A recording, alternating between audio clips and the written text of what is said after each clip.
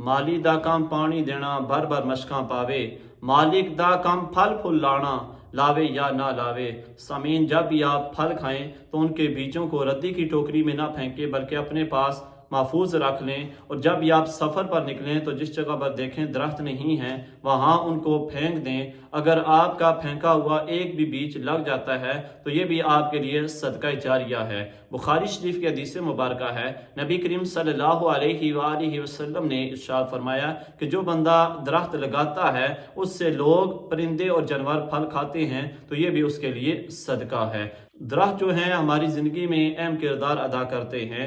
जब छोटे होते हैं तो हमें फूल देते हैं, और जब बड़े होते हैं तो हमें फल और साया देते हैं, और जब उससे बड़े हो जाते हैं तो हमें ज़रूरत पड़े तो उनको काट कर आग जलाते हैं और उनके साथ फर्नीचर बनाते हैं।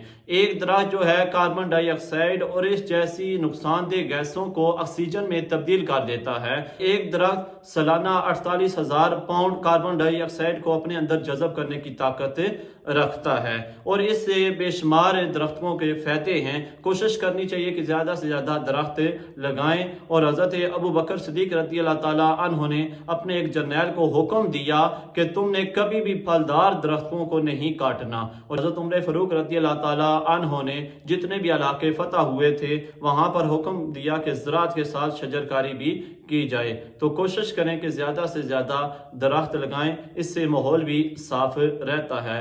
वस्सलाम।